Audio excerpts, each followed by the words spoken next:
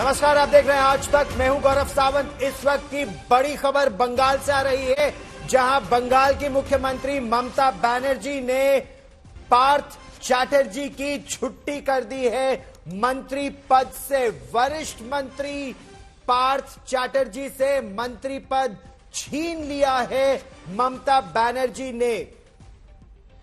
एक बार नहीं, 2 बार में पार्थ चैटर्जी की बहुत करीबी अर्पिता मुखर्जी के घर से 50 करोड़ से ज्यादा नकद और गहने मिलने के बाद जब बहुत ज्यादा बदनामी होने लगी तृणमूल कांग्रेस की, क्योंकि तृणमूल कांग्रेस के बहुत वरिष्ठ मंत्री पार्थ चैटर्जी हैं, ममता बनर्जी के करीबी भी समझे जाते थे, फाउंडिंग मेंबर है तृणमूल कांग्रेस के डिसिप्लिनरी समिति के अध्यक्ष रहे हैं और पार्थ चैटर्जी की अब तृणमूल कांग्रेस में मंत्री पद की से छुट्टी कर दी गई है, जब उनकी बेहद करीबी अर्पिता मुखर्जी के पास से 2 बार में, एक बार 20 करोड़, एक बार 30 करोड़ से ज्यादा नकद और करोड़ों की ज्वेलरी और जमीन, घरों, फ्लैटों के दस्तावेज मिले प्रवर्तन निदेशालय की छापेमारी में। और लगभग 1 हफ्ते से कोलकाता और बंगाल के अलग अलग ठिकानों पर यह छापेमारी चल रही थी। प्रवर्तन निदेशालय की इस कार्रवाई और नकदी जो निकली है, एक बार 20 करोड़ और एक बार 30 करोड़ से ज्यादा। ताजा जानकारी के लिए सबसे पहले आपको लिए चलते हैं मेरे सहयोगी सूर्याग्नि रॉय के पास। सूर्याग्नि, 5 बजे बैठक होनी थी तृणमूल कांग्रेस की, लेकिन उस बैठक से 1 घंटे पहले यह बड़ी खबर सबसे पहले आज तक पर हम ब्रेक कर रहे हैं। विस्तार से बताइए क्या क्या कहा या क्या कदम उठा रही हैं ममता बनर्जी?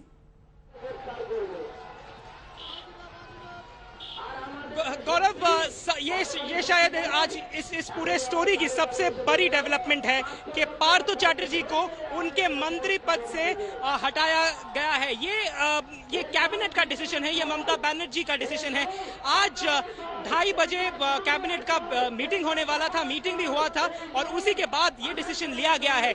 यहाँ पर देखिए, हम सुबह से दिखा रहे हैं कैसे बीजेपी कोलकाता के सड़कों पे बैठी हुई है, वो डिमांड कर रही है कि पार्थ चैटर्जी को सैक कर देना चाहिए।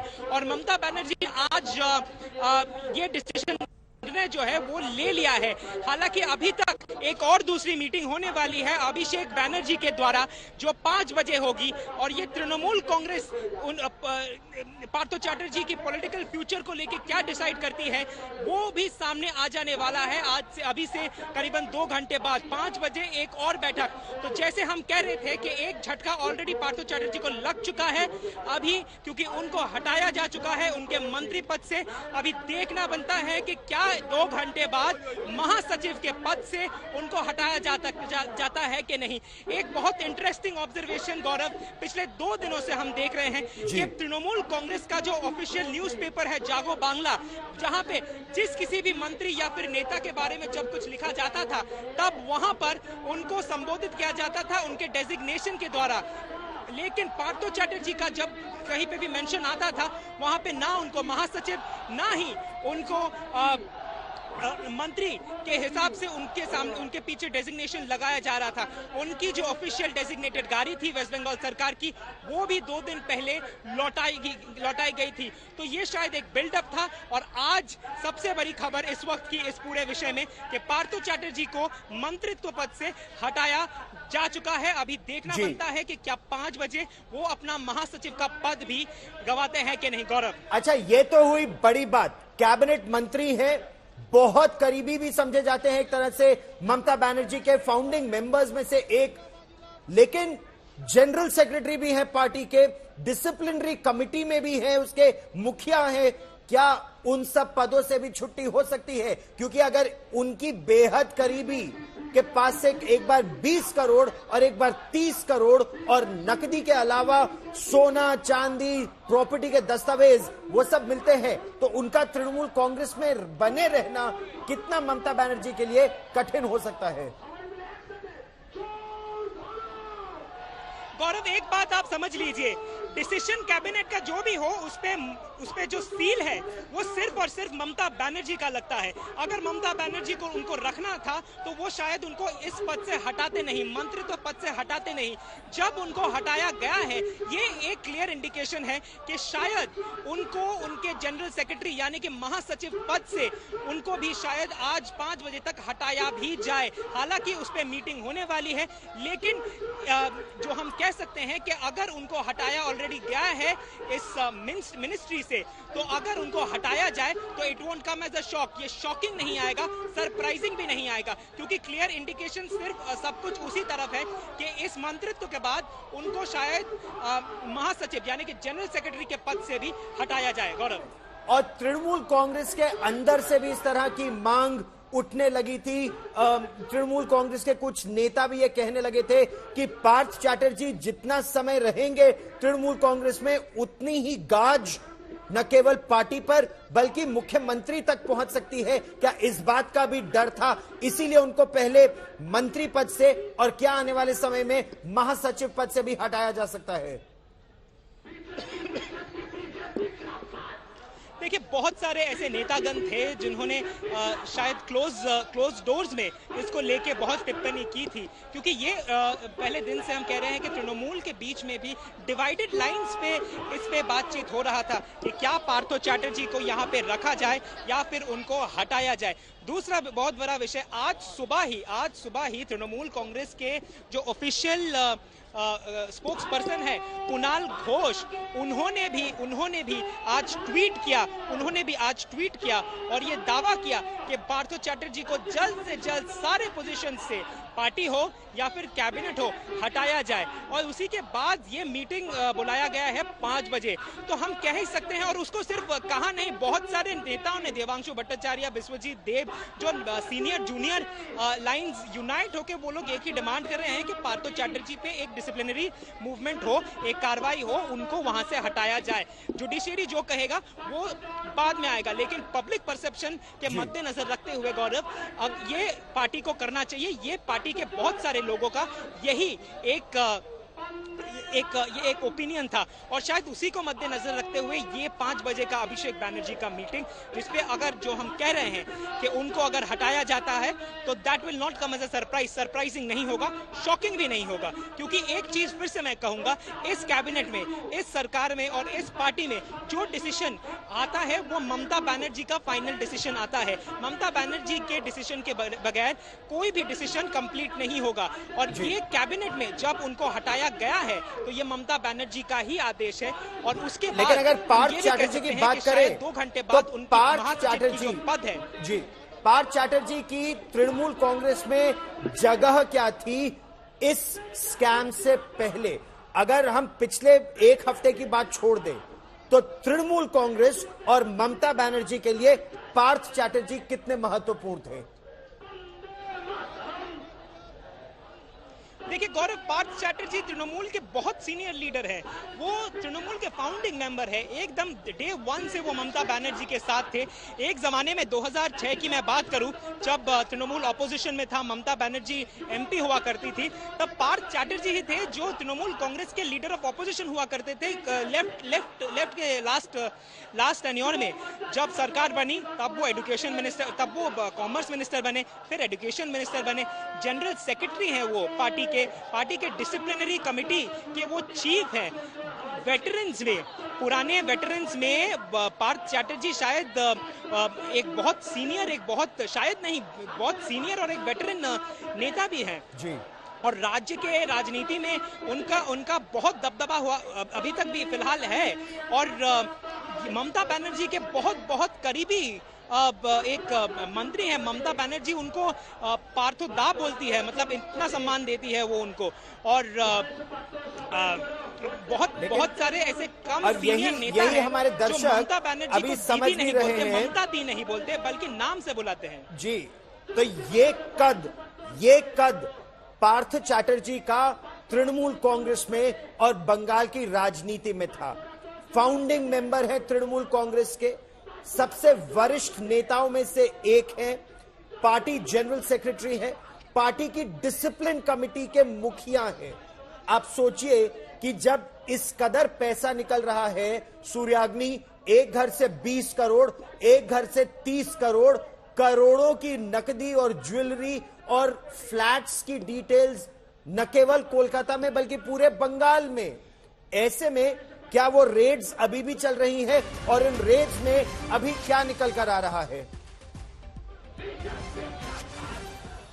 देखिए गौरव, 2 रेड्स ऑलरेडी, बहुत सारे रेड्स हुए हैं, जिसमें से 2 रेड्स में हमने कल रात को भी दिखाया, आज सुबह भी दिखाया, पिछले हफ्ते भी दिखाया कि कैसे करीबन 40 करोड़ से ज्यादा कैश रकम ईडी ने बरामद किया है। ऐसे रेड्स सामने हो भी सकते हैं क्योंकि ईडी एक ऑल वेस्ट बंगाल, वो लोग थ्रू आउट वेस्ट बंगाल वो लोग घूम रहे हैं, कोशिश कर रहे हैं देखने के लिए और कितने ऐसे नामी बेनामी प्रॉपर्टीज हैं जिन पे रेड किया जाए, जिनसे कुछ इंफॉर्मेशन निकाला जाए। और इसी के मद्देनजर रखते हुए टोटल 3 फ्लैट्स में टोटल 3 फ्लैट से एक हफ्ते में इतना पैसा बरामद हुआ है ईडी के द्वारा, 40 करोड़ से ज्यादा पैसा। गौरव, हार्ड कैश की बात कर रहे हैं हम लोग, जो निकला है अर्पिता मुखर्जी के घर से। अच्छा, अर्पिता मुखर्जी ने भी काफी जानकारी प्रवर्तन निदेशालय को दी है। 18D, 19D, 20D, इन 3 फ्लैट्स के अलावा एक और जगह दबिश डाली गई है। एक दबिश और इस समय डाली जा रही है, उसकी भी हम आपको जानकारी देंगे, लेकिन इससे पहले हम आपको बड़ी खबर इस समय यह बता दें कि पार्थ चैटर्जी से उद्योग मंत्रालय का कार्यभार ले लिया गया है। ममता बनर्जी अब संभालेंगी और यही बात आईटी मंत्रालय की भी है पश्चिम बंगाल में।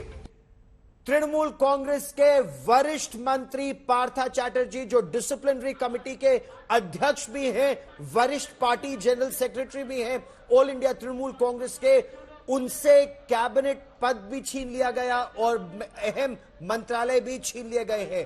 इस तरह की भी खबर आई कि एक और जगह उनसे किसी बेनामी प्रॉपर्टी पर कोई रेड हुई और उसमें कुछ दस्तावेज निकले, या रेड पार्टी पहुंचने से पहले ही कुछ सामान वहां से निकल गया। क्या इस बात में भी सच्चाई है सूर्याग्नि?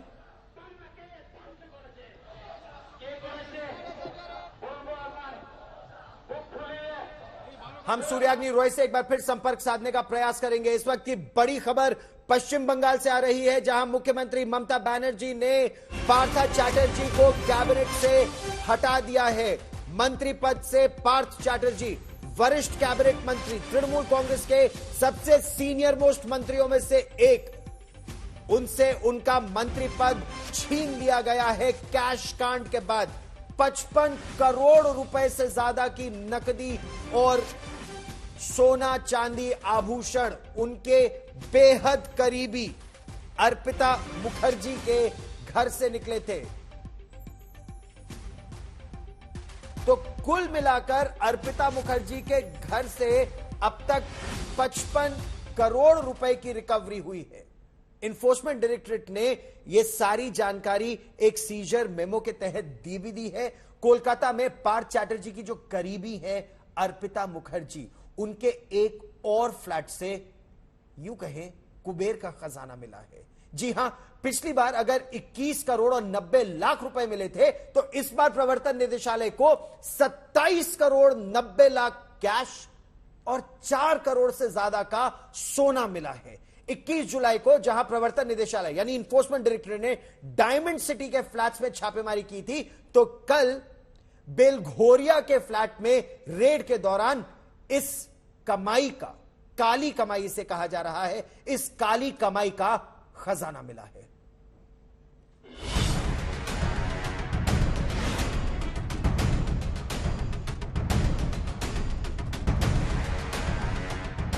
$27 करोड़ 90 लाख कैश, 6 किलो सोना, आधा किलो के सोने के 6 कंगन, 3 किलो सोने के बिस्किट, सोने का पेन और न जाने क्या क्या। पार्थ की करीबी अर्पिता का घर है या कुबेर का खजाना, यहाँ न सिर्फ गुलाबी और हरे नोटों का जखीरा है, बल्कि काली कमाई के खजाने में नोटों के साथ सोने का ढेर भी मिल रहा है। बेलघरिया के फ्लैट में 6 किलो सोना बरामद किया गया है। इनमें 3 किलो सोने के बिस्किट हैं, 500 ग्राम के 6 कंगन हैं, यानी 3 किलो। वहीं सोने का एक पैन भी मिला है। ईडी के लिए ये इतनी बड़ी कामयाबी थी कि उन्होंने 2000 और 500 के नोटों के बंडल से ईडी लिख दिया। ये सारा पैसा अर्पिता के बिस्तर पर सजा कर रखा गया है। कोने में अर्पिता की तस्वीरें हैं और दूसरे कोने में वो थैले हैं जिनमें ठूंस ठूंस कर ये नोट रखे गए थे। इन थैलों में 2000 के नोटों का 50-50 लाख का बंडल बनाकर रखा गया था, जबकि 500 के नोटों का 20 लाख का बंडल था। इस फ्लैट में कहां-कहां पैसे रखे गए थे, ये जानकर और देखकर आप हैरान रह जाएंगे। बेडरूम में, ड्राइंग रूम में और टॉयलेट में तो सबसे ज्यादा नोट ठूंस कर रखे गए थे। वॉशरूम के बेसिन के नीचे लॉकर बनाया गया था, जिसमें काली कमाई का पैसा रखा था। अर्पिता मुखर्जी का बिलघोरिया वाला फ्लैट है। इसी फ्लैट के अंदर से करोड़ों रुपए बरामद किया जाता है। सिर्फ ये नहीं बताया जा रहा है कि ज्यादातर पैसे इस फ्लैट के अंदर बेडरूम में रखा गया था, यहां तक कि बाथरूम में रखे गए जो वॉश बेसिन है उसके जो कैबिनेट है उसके अंदर भी लॉकर में भी रखा गया था। आपको मैं दिखाना चाहूंगा। इसके अलावा जो सीसीटीवी कैमरा है यहां पर लगे हुए, इनके फुटेज भी एनफोर्समेंट डायरेक्टोरेट ने बरामद। ईडी ने जब बुधवार को रेड डाली तो नोटों की बरामदगी से उसकी भी आंखें फटी की फटी रह गई। पूरी रात नोटों की गिनती चली। नोट गिनने के लिए मशीनें मंगवाई गई। ट्रक में 20 बक्से मंगवाए गए। सुबह 4 बजे गिनती खत्म हुई तो ये रकम 27 करोड़ 90 लाख तक जा पहुंची। फिर ट्रक में भरकर इन पैसों को भिजवाया गया। अब सवाल उठता है कि जब ट्रकों में भरकर पैसा भेजा गया तो क्या पड़ोसियों को इसकी भनक थी कि इतना पैसा आया तो भला कैसे और इन्हें लेकर कौन आता था? आप बिल्कुल उनके बगल वाले फ्लैट में रहते, कभी अर्पिता को आते जाते देखा था? नहीं, मैंने कभी नहीं देखा। मैं अर्पिता को पहचानती भी नहीं हूँ। अच्छा, तो आपके पड़ोसी है, लेकिन कौन रहता था फिर यहाँ पर? ये मेरे को आइडिया नहीं, क्योंकि जैसे ये फ्लैट बंद है ना, तो वो फ्लैट भी बंद ही रहता था। इतने पैसे जब लाए गए तो बारी बारी में अगर लाया गया तो बहुत लोग आए होंगे, तो कभी किसी को कुछ ही तरीके से भनक लगा आपको? नहीं, हम लोग का फ्लैट तो बंद रहता है। कब आ रहा है, कौन आ रहा है, मेरे को क्या मतलब है। आखिर पार्थ चैटर्जी ने भर्तियों के बदले कितना काला पैसा कमाया कि जब जब कोई फ्लैट खुलता है कुबेर का जैसे खजाना सामने आ जाता है। कल कोलकाता के बेलघरिया में अर्पिता के फ्लैट से ईडी ने 27 करोड़ 90 लाख रुपए बरामद किए, तो 21 जुलाई को 21 करोड़ 90 लाख बरामद किए थे। 21 जुलाई को 56 लाख विदेशी करेंसी भी बरामद हुई थी और 76 लाख का सोना भी। वहीं बुधवार को 27 करोड़ 90 लाख कैश के अलावा 4 करोड़ 31 लाख का सोना पकड़ा गया है। तो अब तक की दोनों रेट को मिलाकर 55 करोड़ 43 लाख की बरामदगी हो चुकी है। पहली रेड में बरामदगी दक्षिण कोलकाता के डायमंड सिटी वाले फ्लैट से हुई थी। वहीं कल बेलघरिया की पॉश सोसाइटी में छापेमारी की गई। अर्पिता मुखर्जी के यहाँ 2 फ्लैट्स हैं। ब्लॉक नंबर 2 में फ्लैट नंबर 2A और ब्लॉक नंबर 5 में 8/A। शुरुआती पूछताछ में अर्पिता ने इस बात को कबूला कि पैसे पार्थ चैटर्जी के हैं और उसका घर पैसे रखने के लिए इस्तेमाल किया गया था। हालांकि शुरुआती पूछताछ में अर्पिता ने ईडी को नहीं बताया था कि उसके दूसरे घर में भी कैश है। लेकिन प्रॉपर्टी की डिटेल मिलने के बाद जब ईडी ने रेड की तो करोड़ों रुपए कैश और कई किलो सोना मिला है। सूर्याग्नि रॉय और ऋत्विक मंडल के साथ अनुपम मिश्रा, कोलकाता, आज तक।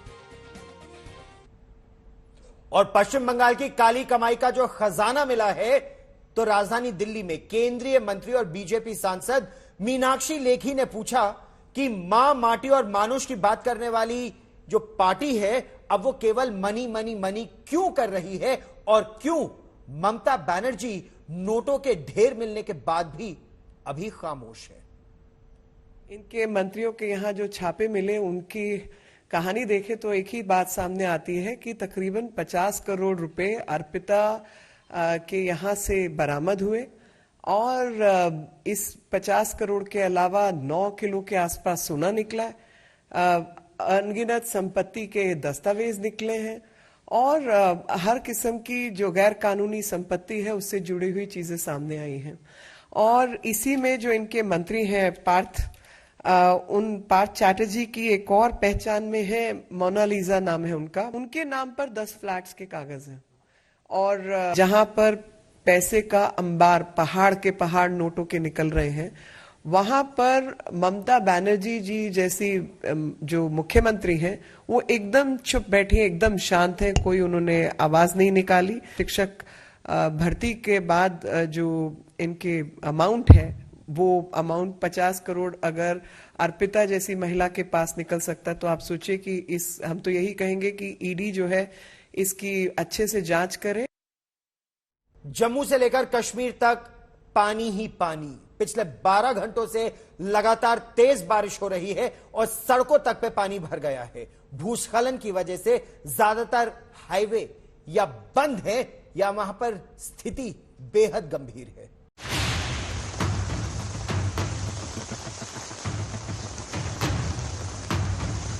पिछले 12 घंटों से लेकर लगातार हो रही बारिश ने जम्मू से लेकर कश्मीर तक को बेहाल कर दिया है।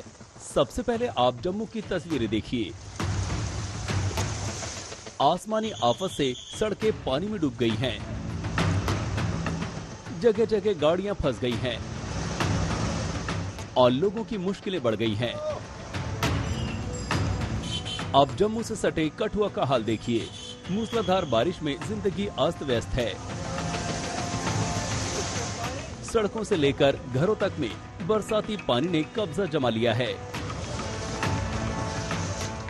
बारिश की वजह से भूस्खलन की खबरें आ रही हैं और हाईवे पर सैकड़ों गाड़ियां फंसी हैं।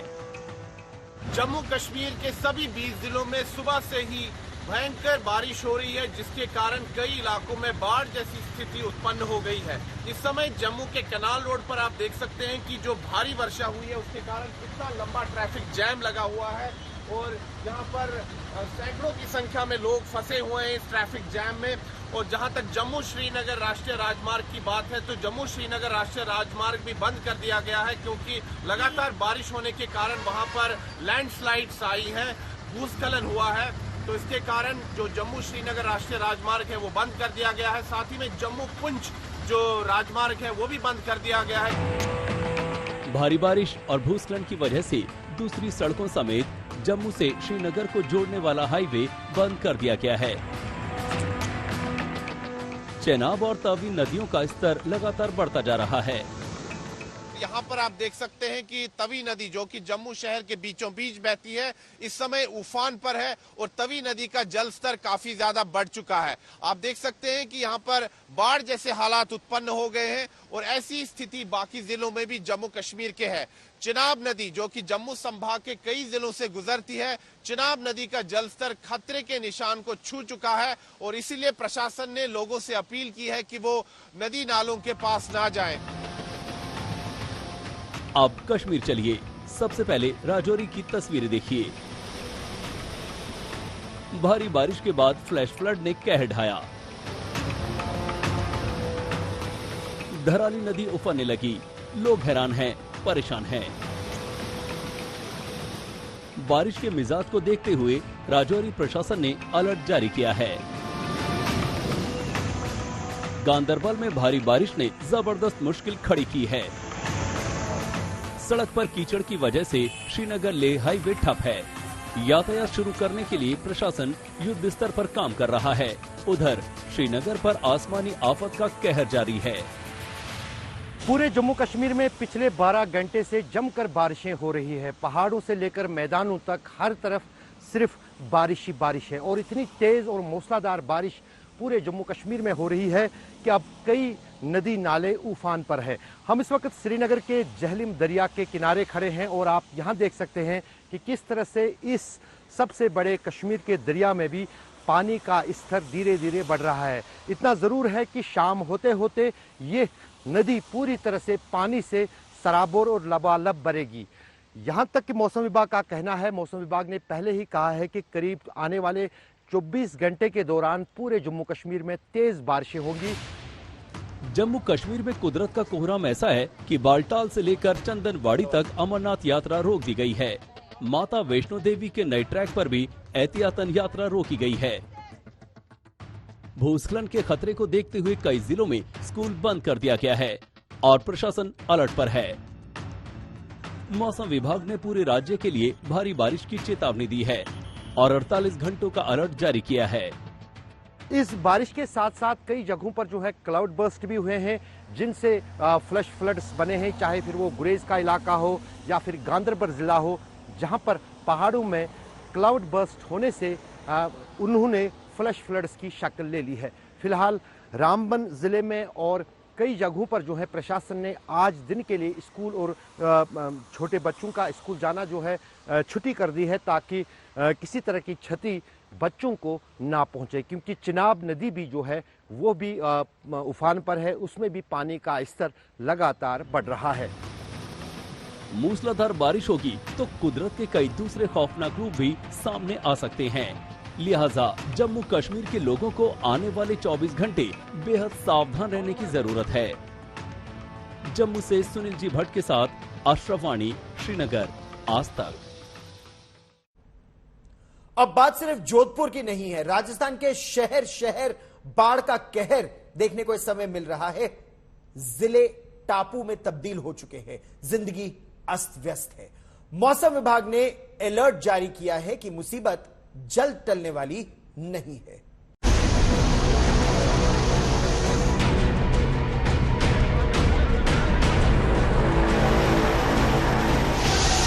चंद घंटे की बारिश ने टोंक की गलियों में सैलाब ला दिया। देखिए कैसे बच्चा पानी के बहाव में बहा जा रहा है। बाइक भी गली में लहरों के साथ पत्ते की तरह बही जा रही।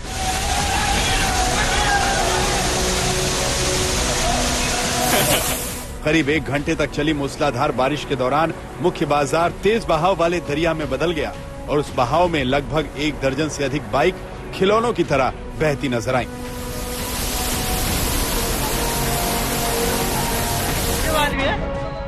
भीलवाड़ा में अजमेर मार्ग पर रेलवे अंडरपास में एक कार के पानी में डूबने से 2 लोग फंस गए। काफी देर तक जिंदगी बचाने की जद्दोजहद चलती रही।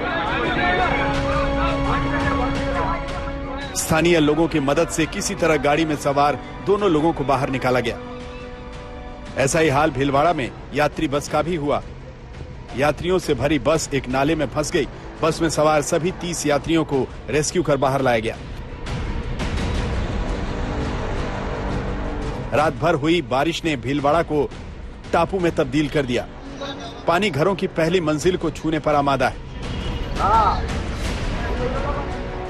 मकान, दुकान, गलियां, गाड़ियां सब डूबी हुई हैं। पाली का हाल भी देख लीजिए। एक और बारिश और दूसरी ओर प्रशासन के खस्ता हाल इंतजाम। देखिए किस तरह रेलवे अंडरपास में पानी के बीच कार फंस गई। चालक की किस्मत अच्छी थी कि किसी तरह का नुकसान नहीं हुआ। स्थानीय लोगों की मदद से गाड़ी को बाहर निकाला गया। अब दूसरी तस्वीर देखिए, कैसे मेन होल का ढक्कन खुला हुआ था जिसमें एक बाइक फंस गई। किस्मत अच्छी थी कि किसी को नुकसान नहीं हुआ। पाली में भारी बारिश के बाद स्कूलों में छुट्टी का ऐलान कर दिया गया।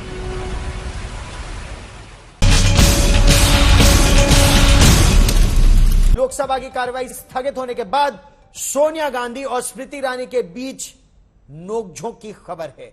हंगामे से लोकसभा की कार्रवाई स्थगित होने के बाद जब कांग्रेस की अध्यक्ष सोनिया गांधी सदन से बाहर जा रही थी तो बीजेपी के सांसद नारेबाजी कर रहे थे। तभी सोनिया गांधी वापस लौटकर रमा देवी के पास गई और पूछा कि अधीर रंजन चौधरी ने यह कहा कि अधीर रंजन चौधरी ने माफी मांग ली है।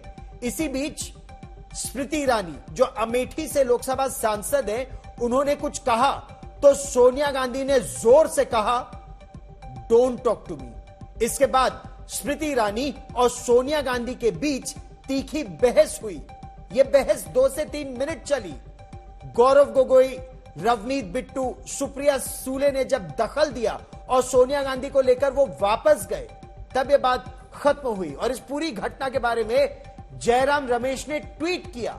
सबसे पहले हम आपको सुनवाते हैं कैसे राष्ट्रपति द्रौपदी मुर्मू को लेकर कांग्रेस नेता अधीर रंजन चौधरी पर हमला करते हुए केंद्रीय मंत्री स्मृति ईरानी ने सोनिया गांधी से माफी मांगने को कहा।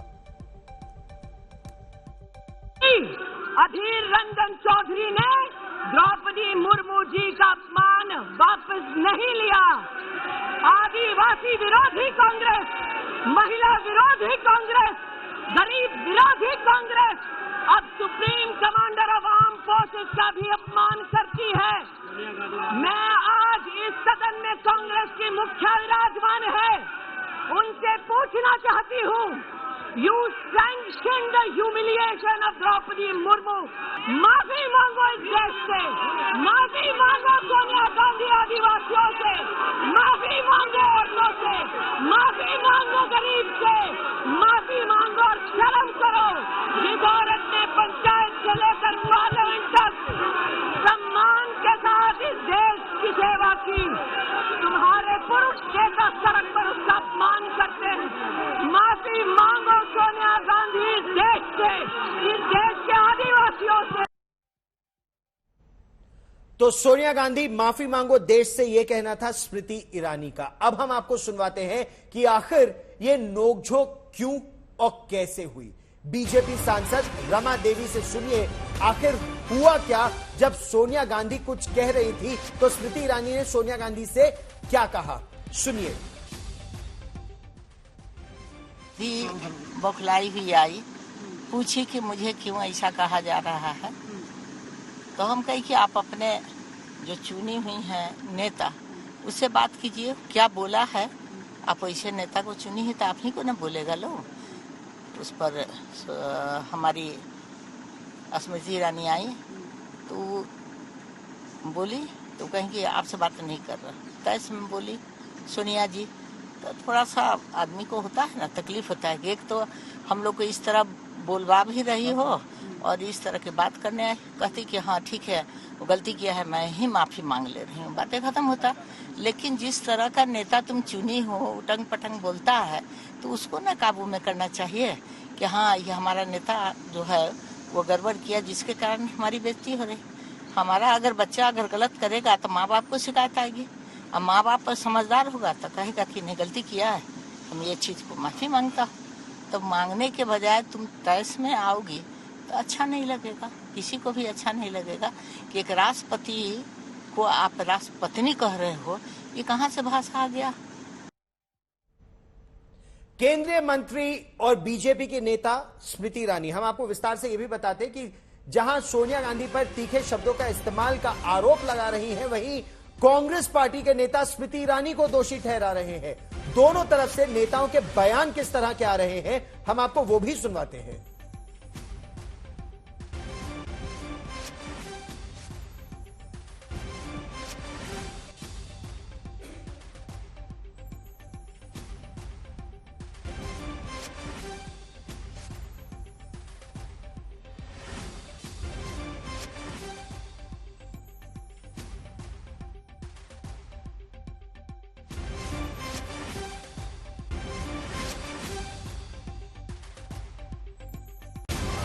राष्ट्रपति से माफी नहीं मांगूंगा, ये मैं केवल राष्ट्रपति से माफी मांगूंगा, ये कहना है अधीर रंजन चौधरी का। अधीर रंजन कह रहे हैं मैं पाखंडियों से माफी नहीं मांगूंगा। अधीर रंजन चौधरी ने कहा कि वो राष्ट्रपति द्रौपदी मुर्मू से समय मांग रहे हैं और राष्ट्रपति भवन जाकर अपना पक्ष रखेंगे। माफी मांगेंगे तो राष्ट्रपति से मांगेंगे, वो राष्ट्रपति से माफी मांगेंगे, बीजेपी से नहीं। और वो कह रहे हैं मैं पाखंडियों से माफी नहीं मांगूंगा। और ज्यादा जानकारी के लिए आपको सीधे लिए चलते हैं, मेरी सहयोगी मौसमी सिंह हमारे साथ जुड़ रही हैं। मौसमी, एकाएक ये जो बवाल हुआ अधीर रंजन चौधरी के बयान को लेकर, ना अधीर रंजन चौधरी ने संसद में माफी मांगी और कह रहे हैं अगर माफी मांगी है तो मैं राष्ट्रपति से मांगूंगा। एकाएक सोनिया गांधी और स्मृति ईरानी के बीच इतनी जबरदस्त तकरार कैसे हुई? बिल्कुल गौरव, सारा मामला 12 बजे का है। 12:05 में जब लोकसभा स्थगित होती है उसके बाद का ये हंगामा बरपा हुआ है और इसको लेके कांग्रेस लोकसभा स्पीकर के पास गई है, शिकायत दर्ज कराई है। उसकी मांग है, लिखित में शिकायत मांगी गई है कि लिखित में आप शिकायत दीजिए हस्ताक्षर के साथ। कांग्रेस ये कंप्लेन तैयार करके लाई थी जब सदन कन्वीन हुआ आज दोबारा, और 3:30 बजे लोकसभा स्पीकर को लगभग दी गई है ये शिकायत। आपको बता दें कि लगातार कांग्रेस का ये कहना है कि बीजेपी अनर्गल बेजा आरोप लगा रही है और अभद्रता तो सोनिया गांधी के साथ हुई। नासिर हुसैन हमारे साथ है और जल्दी से उनसे रिएक्शन ले लेते हैं। नासिर साहब, एक तरफ अधीर रंजन कहते हैं पाखंडियों से माफी नहीं मांगूंगा, दूसरी तरफ ये कहा जा रहा है कि लगातार आप लोग ये दलील दे रहे हैं कि सोनिया गांधी के साथ अभद्रता हुई, अब सस्पेंशन की मांग कर रहे हैं आप लोग। देखिए इसमें दो अलग इश्यूज हैं। एक इशू है कि जो है अधीर रंजन चौधरी जी के स्लिप ऑफ टंग से उन्होंने, क्योंकि जो है बंगाली आदमी है, हिंदी और उसमें ट्रांसलेशन में इशू हो ही जाता है उनका हमेशा, उन्होंने बोला और उसमें उन्होंने रिग्रेट भी कर लिया कि ये चूक हो गई मुझसे करके उन्होंने एक वीडियो भी रिलीज किया।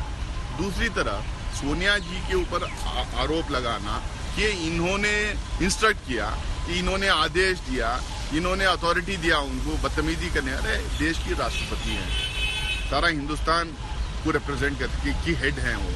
अब सारे पार्टियां जो है उनको वोट दिए हैं, चुनाव आता चुनाव जाता है, कोई भी क्यों इंस्ट्रक्शन किसी को देगा कि किसी बदतमीजी मामले को इतना तूल क्यों दे रहे हैं आप लोग? क्यों जिस तरह से बदतमीजी सोनिया गांधी जी के साथ किया गया, जिस तरह से फिजिकली इंटिमिडेट करने की कोशिश किया गया, जिस तरह से उनको जो है एक बुरी तरह से जो डराने की जो कोशिश की गई, ऑलमोस्ट जो है उन्होंने फिजिकल असॉल्ट के लेवल तक का जाके उनसे बदतमीजी जो की गई। वहाँ पे बहुत सारे लोग जो मौजूद थे, सीसीटीवी कैमरास हैं वहाँ पे, बस आसपास में लोग खड़े हुए थे, मौजूद थे। उसको लेके कांग्रेस पार्टी लोकसभा के अंदर जो हमारे मेंबर्स हैं वो लोग सब बैठ के कुछ कंप्लेंट वगैरह कुछ तय किए हैं, प्रिविलेज मिशन है कंप्लेंट पता नहीं क्या, वो लोग सब तय करके वो लोग शायद स्पीकर को मिलने गए। अब सवाल ये है कि आप किसी की टिप्पणी को लेके एक पार्टी के हेड को बदनाम करने की कोशिश, अपनी पर्सनल अपना जो पर्सनल गुस्सा है, अपने पर्सनल भड़ास जो है आप ले जाके एक महिला के खिलाफ आप करने की। किसका पर्सनल गुस्सा है? कौन आरोप लगा रही थी वहाँ खड़े होके? कौन आरोप लगा रही थी वहाँ पे खड़े होके? कौन चिल्ला रही थी वहाँ पे खड़े होके? कौन ये कह रही थी कि सोनिया गांधी जी ने सैंक्शन दिया है ह्यूमिलेट करने के president of India? Smriti Irani ji. उनका जो पर्सनल भड़ास है इस तरह थोड़े लोकसभा में निकाल लेते हैं। देखिए वो इशू अलग है, ये अलग। उल्टा आरोप आप पर भाजपा लगा रही है कि क्योंकि राहुल गांधी अमेठी हार गए इसलिए स्मृति ईरानी को इंटिमिडेट कर रही है सोनिया गांधी। ये आरोप सोनिया गांधी जी का लगाया है, वो कुछ भी लगा सकते हैं ना। देखिए वीडियोस एकदम पब्लिक डोमेन में है, उनकी लड़की ने क्या बोला था, वो इशू क्या है, उसका आप जवाब दो ना। आप जैसा आप जवाब हर चीज पे मांग रहे हैं कांग्रेस पार्टी से, आप भी आपके ऊपर मतलब आपके फैमिली मेंबर इसके भी ऊपर आरोप होता है तो उनको they should come clean out of it. Video से पब्लिक डोमेन में वहाँ पे, तो उसका जो है भड़ास यहाँ पे आके क्यों निकाल रहे हैं?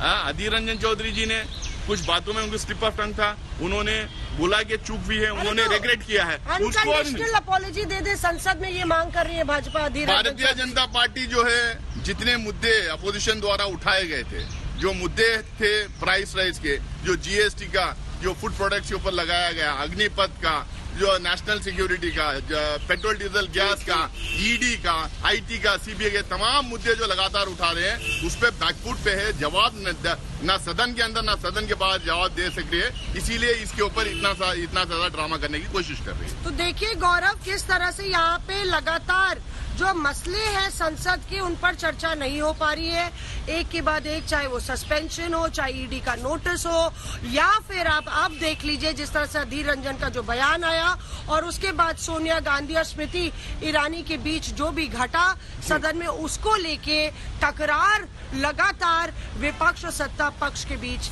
बनी हुई है। गौरव, बॉस में इस बड़ी खबर पर आप नजर बनाए रखिए। ताजा जानकारी के लिए फिर मैं आपके पास लौटूंगा।